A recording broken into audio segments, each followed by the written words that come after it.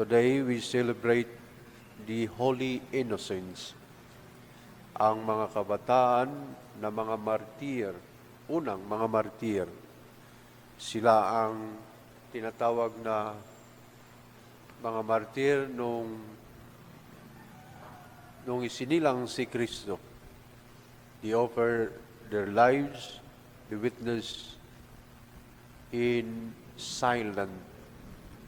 Maraming mga kabataan ngayon na mga martir, kagaya ng mga batang ito, na nilaglag na mga ina. Inalay nila ang kanilang sarili para sa kanilang mga ina. At the same time, they have also many children in China because they are aborted. In America, marami. At the same time, in any part in the world today, the innocent children offer their lives because of a sign of sacrifices. Kaya nga tinatawag silang the innocent sacrifice is the blessing coming from the Lord. Hindi natin napapansin at hindi natin napupuna na ang kanilang buhay ay inalay para sa atin as a sacrifices for the Lord, kagaya ng salita ngayon. Kaya nga ipanalangin natin itong mga kabataan na ito rin sapagkat sila ay nanalangin para sa atin. Akala natin na in silent sa kanilang buhay ay tinatanggap sila ng Panginoon because wala silang kasalanan. The sin of their parents, the sins of the people who manipulate the law because they wanted to regulate the population, and their lives will become incense like sacrifices. And the burning incense ay aakyat sa langit sapagkat ang kanilang panalangin, kanilang sakripisyo, alay ng kanilang buhay, ay binigay nila ang kanilang sarili. Kagaya ng salita ngayon. Kaya nga, itong sakripisyo ng mga kabataan na ito, na si Kristo ay dinala papunta sa Ehipto para sa paghahanda sa kaniyang pagdating ng isang misyon. Ngunit, bago siya naging matured sa kanyang buhay, kailangan niyang to flee from Egypt.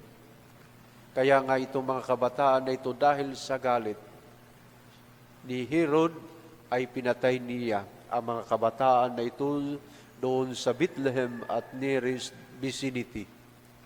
Kaya nga ngayon maraming mga tao rin in power, nandoon sa makapangyarihan, in the position of power, but they are manipulating the law against the life. Kaya nga ang mga tao na ito ay kagaya rin ni Herod, isang taong gahaman sa kapangyarihan. Ito ang masalot pa kaysa kayamanan sa mundo. Kapag ang tao ay salot at gahaman sa kapangyarihan, gawin niya ang lahat para hindi siya makukunan nito. Kaya nga, the corruption of power became sa kanya na hindi na siya makakita ng pag-ibig sa kanyang kapwa-tao. And this is exactly in these generations. Kaya nga, ating ipanalangin kayo itong mga kabataan na ito ay they are sacrifices. They are the offering, incense, and oblation from the Lord, manifesting in silence sa kanilang buhay at inalay nilang kanilang sarili. And this is the greatest witnessing sa buhay sapagkat sila ay hindi nagsasalita pero sa kanilang pagka-inosente sa kanilang buhay ay sila ay binigyan ng isang napakalaking gantimpala ng Panginoon na maging isang buhay kagaya ng kanyang anak. Kaya mga kapatid, sa atin ding sarili, in our witnessing to our brothers and sisters, it is better to be in silent, to witness in the truth. Sabi nga sa unang pagbasa ngayon ni Juan, kapag tayo ay mag-witness sa ating buhay, ay hindi sa salita, but in our lives, in our personal lives, in ourselves, na makikita ang Ebanghelyo, makikita ang salita ng Diyos. How we relate our brothers and sisters. Sabi nga dito sa salita mismo sa unang pagbasa, na kung tayo ay hindi natin sasabihin na tayo nagkakamali o walang kasalanan, wala tayo sa katotohanan. Kaya nga tingnan mo ang mga Kristiyano, how they love each other, how they forgive one another, how they unite in reconciling and settled everything out of the generosity of God. Kaya nga mga kapatid, sa araw na ito, maging kagaya tayo ng mga batang ito, in silent we witness in ourselves out of generosity sa buhay na binibigay ng Diyos sa atin. Sapagat ito ang buhay. Sabi nga ni Pope John Paul II, how to witness in this generation, especially in the third millennium. To witness in the third millennium is to stand firm in our faith that manifests the joy of the gospel, the joy to evangelize in ourselves, kagaya ng mga kabataan na ito.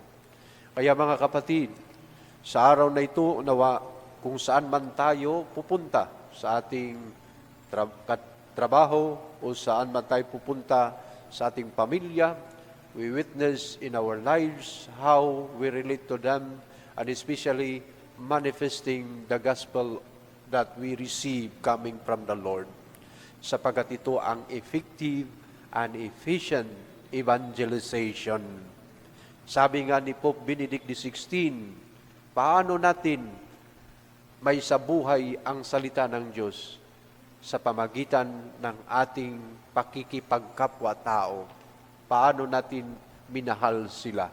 At paano rin natin isinabuhay ang salita sapagkat nandoon the effective, the efficient evangelization. And this is hamon sa atin, mga kapatid, bilang mga Kristiyano at bilang nanampalataya kay Kristo Jesus. Huwag nating sayangin ang sinasabi ng Diyos sa atin sa pamagitan ng mga salita na binibigay niya sa atin. Sapagkat, sabi nga ni Mahatma Gandhi, sabi niya, I believe in Jesus Christ, but we don't believe of the Christian because they don't living in their lives as Christian, sapagkat ang kanilang buhay ay hindi totoo. Pero kung ang ating buhay ay totoo, tinatanggap natin ang salita ng Diyos, ang lahat na ito ay nagbibigay buhay. Ang ating pagkatao ay salita, ang ating pagkatao ay liwanag sa ating kapwa-tao. Kaya nga sinasabi sa salita ni Juan din, you are the light and you are the leaven.